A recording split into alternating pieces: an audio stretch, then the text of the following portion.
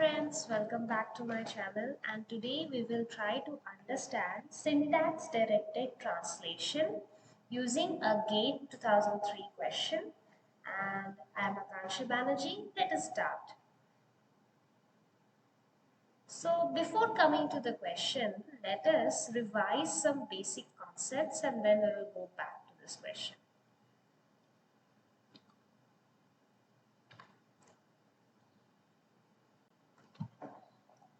Okay. So what is the difference between semantic analysis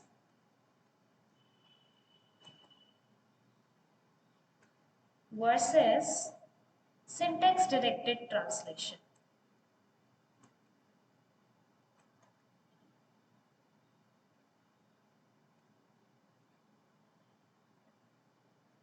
Syntax directed translation is a tool that can be used to implement semantic analysis. So syntax directed translation, one of its uses semantic analysis to check the type checking or attribute evaluation.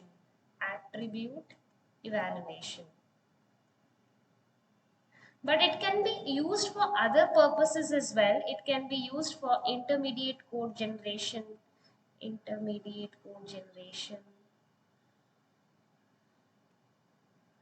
and also used for printing values.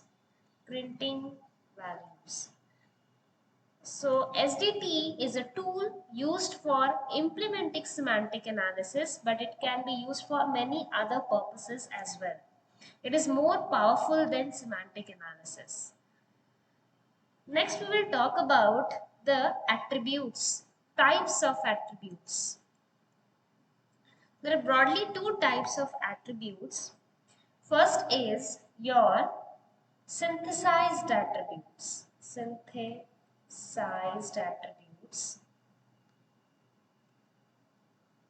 And second is your inherited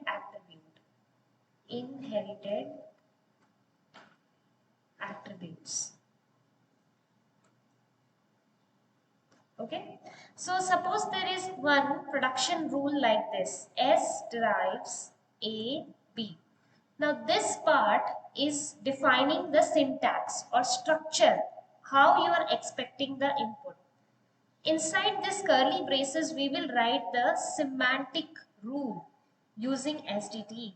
So what is the semantic rule or meaning of this? This will be translated as, we are talking first about the synthesized attributes, okay?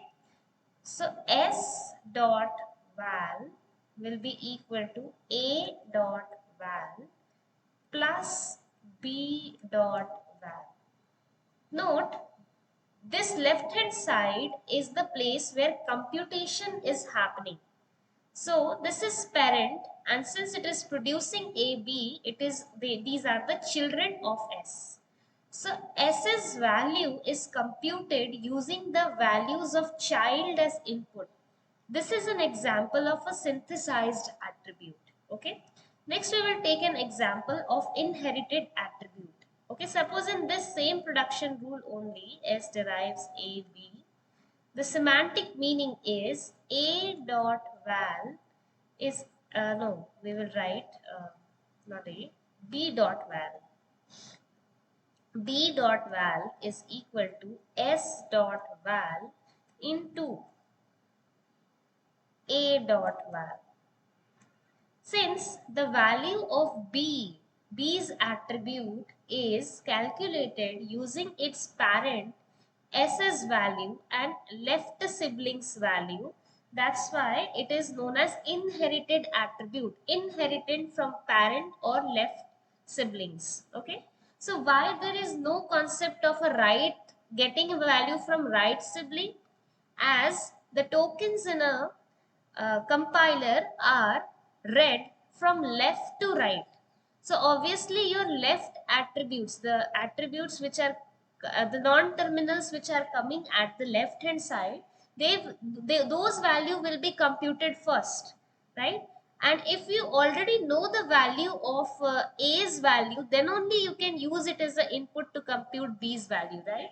You cannot compute, suppose this was one of the invalid example. Okay, suppose I write B, no, A dot val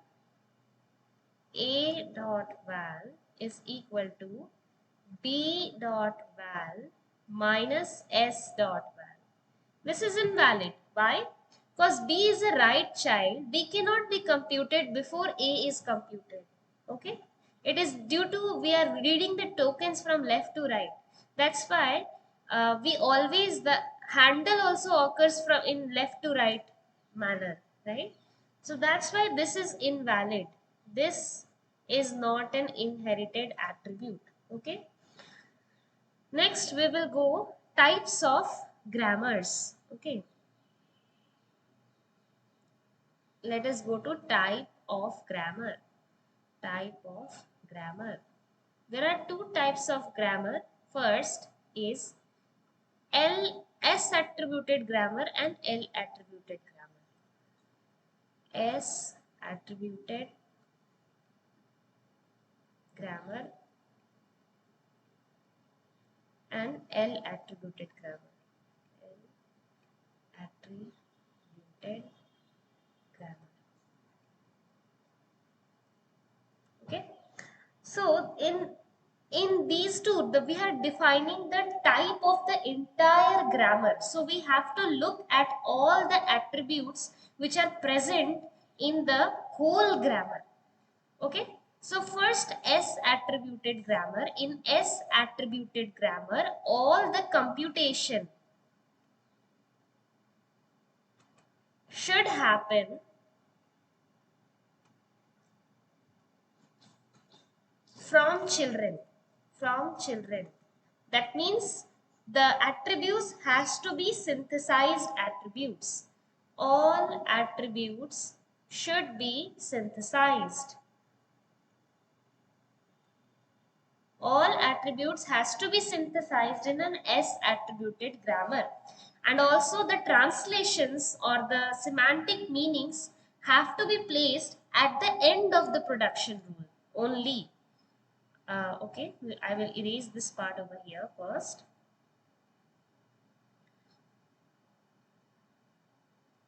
Second important thing is all semantic meanings or translation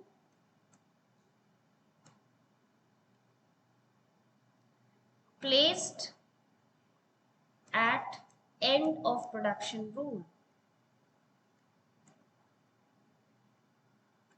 Production means it will be implemented when the handle occurs of that non-terminal, and at the end of that handle this translation will be executed. Okay. All right.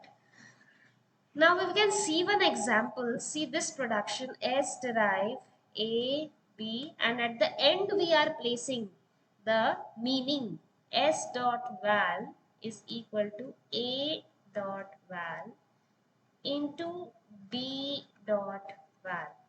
And suppose there is one more production, A derives ID, okay, and at the end I can place A dot val is equal to ID dot val.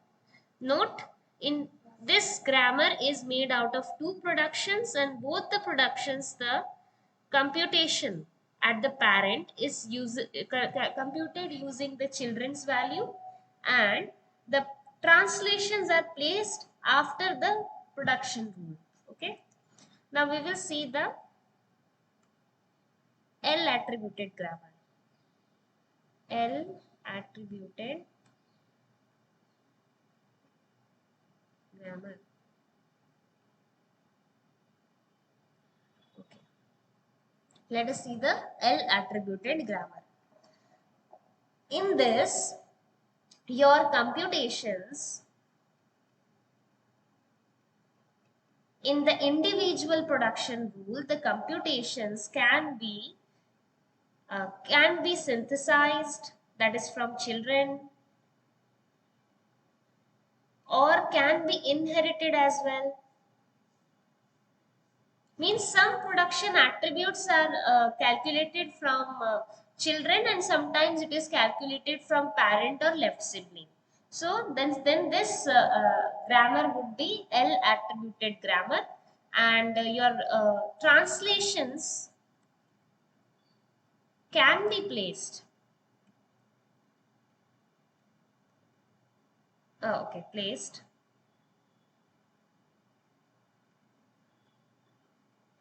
anywhere between the production rules. It can be placed anywhere. Let us take an example. Suppose, okay, our question, the gate question we are going to solve, it is an example of L attributed grammar. Let us see. We will take that example only. Let us go back here.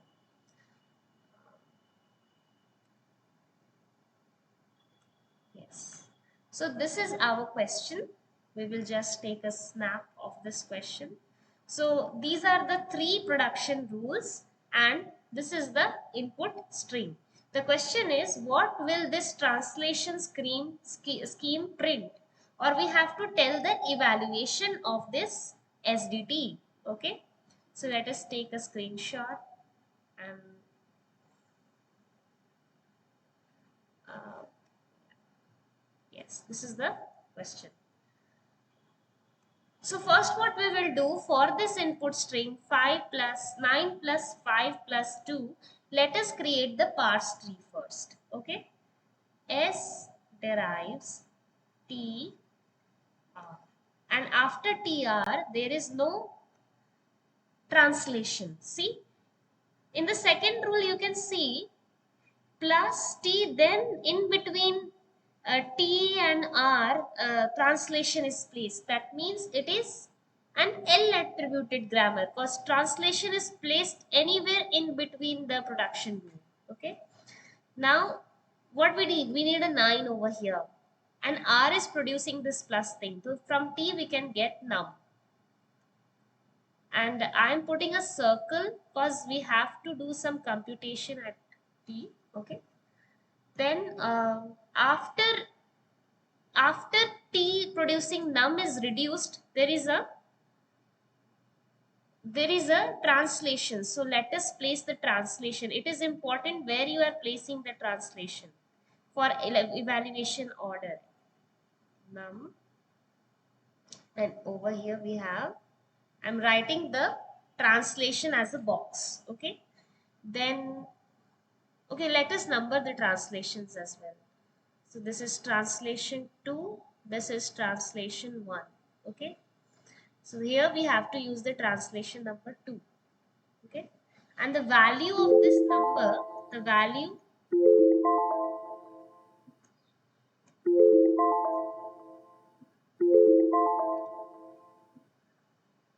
yes, this was the evaluation using rule 2. Now this num is in from input string, this its value is 9, right? And then we have to produce a plus, so we will use this production. Let us use another color. This would be plus, then a T whose values are to be computed. I'm encircling them. Okay. Then for clarity, T, then we have a translation. This translation is 1, and then R, then an R. Okay. Now this T, it will be expanded as a num.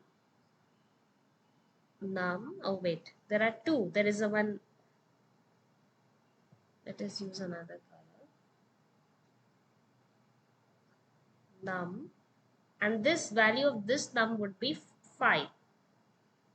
And then another translation rule, that is second translation rule. Okay. And this R will, let us okay, what do we need now? Oh, this will be a 5. Yes, I need that 2 plus 2. So R will be again evaluated as plus TR. Okay, so we will use another color. So R will be plus, then a T, and then again the translation. This is the first translation. Okay, okay, let us write it clearly.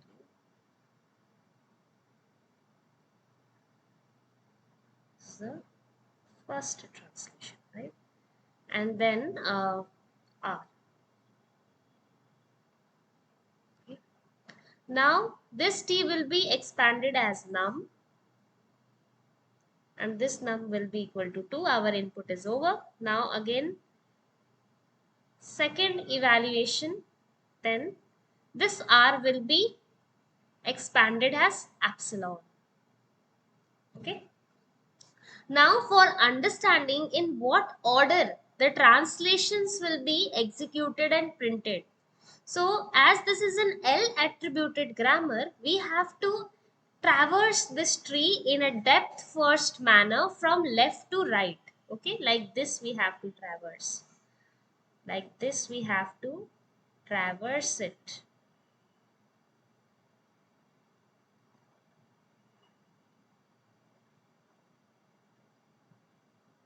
Like this we have to traverse it. Okay, so what will be our output? Let us see. The first, this second rule, num dot value, num here is 9 would be printed. Then next, this second rule will be printed, so 5 will be printed.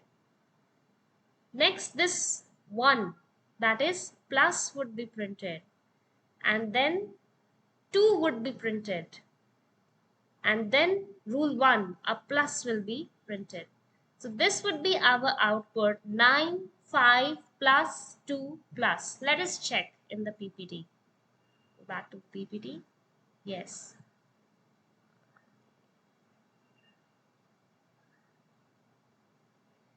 So let us see our answer. So this is the tree. We expanded it. We saw it. Now, okay. Let us see. Yes, 9, 5 plus 2 plus is printed, the same as we got.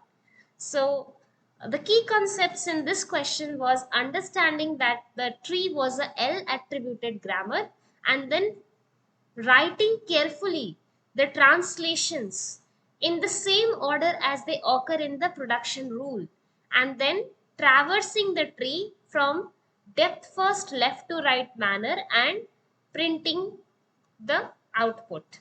Okay, so thank you. Hope you like this video. Please share it with your friends and subscribe to my channel for more compiler design concepts. Bye bye and take care.